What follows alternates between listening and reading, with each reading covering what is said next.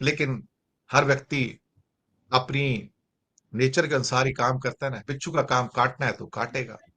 यही होता है इस दुनिया के अंदर। सिद्धांत सहगल जी। जी सर। नमस्कार सर, नमस्कार दर्शकों को भी हमारे। देखिए होरा सर, ऐसी बहुत सी विभूतियाँ, ऐसे बहुत से महान व्यक्ति दुनिया में हुए हैं, जिनके खिलाफ घृणावश या शत्रुता मन में रखते हुए जिनके खिलाफ बहुत सी कोशिशें की गई उनको मैलिगन करने की, लेकिन उनके व्यक्तित्व पे कोई असर पड़ा नहीं कभी। जिसकी जो क्वालिटी है उसको जनता जज कर लेती है, आम जनता समझती है, लोग समझते हैं। तो मनमोहन सिंह जी के बारे में कुछ भी बोलने लायक स्थिति तो मेरी नहीं है, मेरी औकात भी नहीं है, क्योंकि मैं अर्थनीति को उतना समझता नहीं हूँ। लेकिन मैं इतना समझता हूँ कि 10 सालों में 2004 से 2014 में मध्यम वर्ग को समृद्धि का मुंह दिखा दिया था उन्होंने।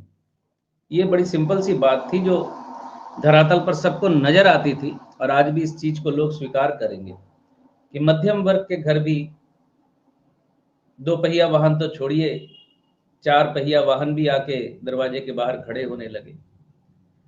ओपन मार्केट जो उन्होंने दी उसका बहुत सा फायदा भी हुआ, कुछ खामियाजा हुआ होगा वो अर्थनीति के लोग समझेंगे, लेकिन फायदा हुआ। आम जनता को जो राहत मिली उनके शासन काल में, इसे तो लोग याद रखेंगे। और 1991 से जो उन्होंने शुरुआत की थी आर्थिक सुधारों की, उसका असर 4 से और 14 के बीच में दिखा। 2008 का इतना बड़ा डिजास्टर जो हुआ था, आर्थिक मंदी जो आई थी पूरे विश्व में, वहां मनमोहन सिंह जी ने भारतवर्ष को बचा लिया। मैं समझता हूं लोग याद रखेंगे इन चीजों को, भूलेंगे नहीं। किसी के भी अच्छे कर्म कोई भूल नहीं सकता, भूलता नहीं है। कुछ वक्त के लिए दबा दिए जाते हैं, लेकिन फिर वो उभर कर सामने आ जाते हैं। दूसरी बात ये है कि मैं ये जो अब तो बोलने में कोई गुरेज नहीं है, एक प्रकार की घृणा या नफरत या विरोध के लिए सिर्फ इतना ज्यादा विरोध करना, मैं समझता हूं कहीं से भी मानवीय नहीं दिखता है, ये उचित नहीं है। देश के एक पूर्व प्रधानमंत्री, जब उनकी उनकी देह उनका देहावसान होता है, तो देश को देश को मैं सत्ता के साथ भी जोड़ रहा हूं, सत्ता में जो बैठा होगा वो भी देश से जुड़े हुए हैं। तो एक देश को एक मिनिमम श्रद्धा सम्मान देश के प्रधानमंत्री को, पूर्व प्रधानमंत्री को देना बड़ा जरूरी होता है। क्यों? क्योंकि अगर हम सम्मान नहीं करते हैं तो इसका विश्व मंच पे अच्छा असर नहीं पड़ता। दुनिया की नजर में हम कहीं ना कहीं छोटे हो जाते हैं। मैं एक लाइन का किस्सा बताता हूं आपको। समाज, पहले सामाजिक व्यवस्थाएं कुछ ऐसी थी कि 20 साल के अंदर, 18 साल के अंदर अंदर 2 बच्चों का विवाह करवा दिया जाता था, लड़का लड़की का। तो इसके पीछे सोच ये थी, क्योंकि वो यौन यौन इच्छाओं का समय होता है, वर्ष होता है, समय काल होता है। तो जल्दी विवाह कर देने से समाज में और प्रकार की जो कुरीतियां उस वक्त नहीं पनपी थी, आज जो पनप गई है, ये ओयो वगैरह उन पनपी हुई कुरीतियों का ही कुरूप है, जो आजकल कूल लगता है लोगों को। वैसे ही अपराधी किस्म के जो लोग होते हैं समाज में, पुलिस के लोग जब उनको पकड़ते हैं तो अपराध ज्यादातर देखिएगा आप 16 साल 15 साल से लेकर 20 22 25 साल के अंदर के लोग ही ज्यादा करते हैं। मतलब चोरी छिनतई डकैती गुंडई करना, ये सब एक यंग एज के टाइम का फैक्टर होता है। तो इनको जब भी डिपार्टमेंट के लोग, जब पुलिस जब इनको पकड़ती थी,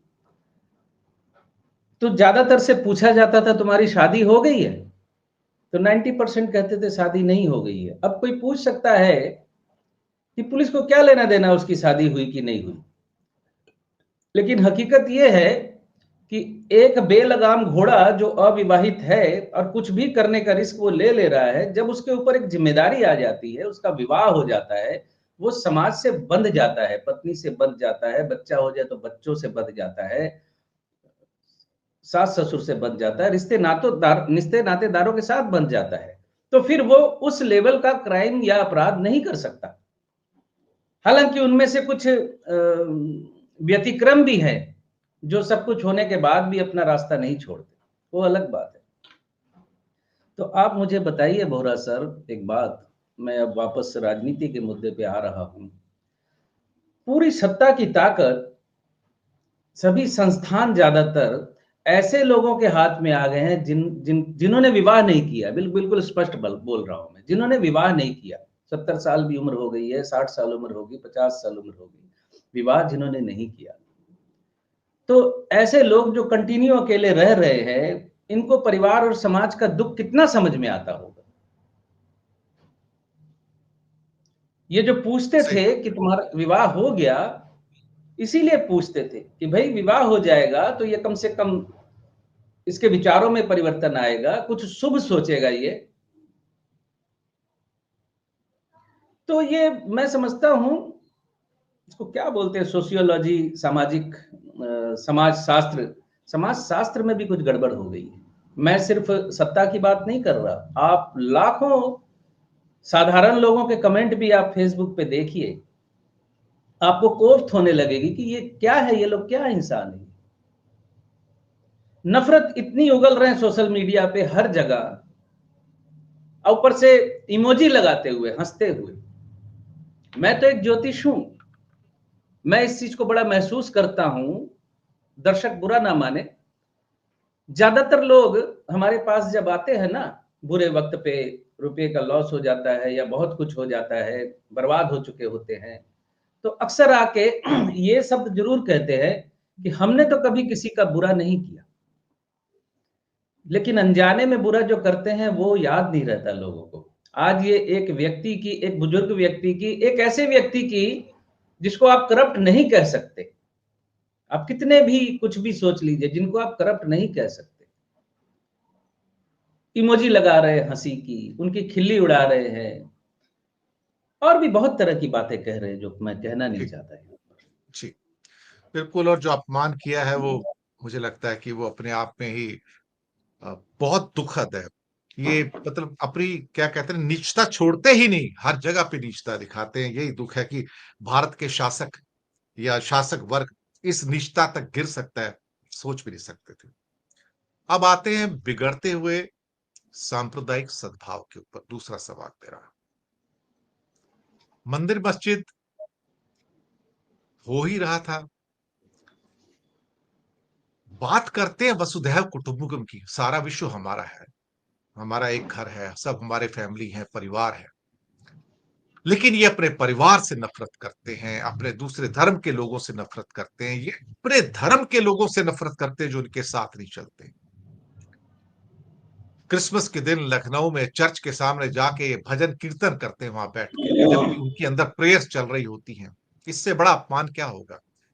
तो ये जिस ग्लोरियस भारतीय विरासत की बात करते हैं, मुझे तो लगता है कि विरासत ही विभत्स है सारी की सारी। हम तो ऐसे नहीं थे, मुझे नहीं पता थे नहीं थे, लेकिन अंदर की जो गंदगी है इनकी, जो आपने सोशल मीडिया पे आपने बताया जो निकल कर आ रहा है, वो गंदगी अब जो निकल कर आ रही है, जो उगल रही है इस टाइम, वो इस देश की धरती सोना उगले उगले हीरे मोती, इस देश की धरती नफरत उगले, यही हो रहा है सर आज की डेट में। मेघालय में चर्च में जाते हैं सर, ब्लॉगर है कोई, अंदर जाके जय श्री राम के नारे लगाते हैं, जीसस क्राइस्ट को गालियां देते हैं, अंदर उसके वेल में खड़ा होकर, उसकी मूर्ति पे खड़ा होकर। सर ये भगवा उग्रवाद नहीं है तो क्या, आप बताइए मुझे। यही ग्लोरियस विरासत है आपकी, यही छोड़कर जाओगे आप। हिंदू धर्म से लोग डरना शुरू हो गए हैं सर आज की डेट में। विदेशों में हमारे प्रति अब लोग पूछ रहे हैं कि हिंदू हो यार, यानी कि वो हिंदू फोबिया आ गया सर, जो इस्लामोफोबिया है। अच्छा अच्छा, आतंकवादी हो क्या, सैफरन का तुम्हारा जो कलर निकल के आया है, उग्रवादी हो क्या। हमें अब एक, क्या कहते हैं ना, कि एक उदारवादी, एक जो पहले हम देखे जाते थे हिंदू मतलब उदारवादी है और ज्यादा कोई उसमें क्राइम में नहीं जाता है, लेकिन अब हमें देखा जा रहा है कि हम हिंदू हैं तो हम भी क्रिमिनल्स हैं, हम भी सांप्रदायिक हैं, सुपर सांप्रदायिक हैं। बल्कि ऐसा लगता है कि हम तो हिंदू आतंकवाद के अंदर जा रहे हैं। सर ऐसा कौन से देश में देखा है, व्हाइट हाउस में दिवाली मनाई जाती है सर, 10 डाउनिंग डाउनिंग स्ट्रीट के अंदर कीर स्टारमर सब दिवाली का डिनर देते हैं इंग्लैंड के अंदर सर, ऑस्ट्रेलिया में दिवाली मनाई जाती है उनके प्राइम मिनिस्टर हाउस के अंदर। हमारे यहाँ तो कोई क्रिसमस नहीं मनाता, ना प्रधानमंत्री ना राष्ट्रपति। ये नफरत कहां से निकल के आ रही है सर दूसरे धर्मों के प्रति? और फिर कहते हैं वसुधैव कुटुंबकम, सारी दुनिया हमारा परिवार है, घर है। लानत है। वसुधैव।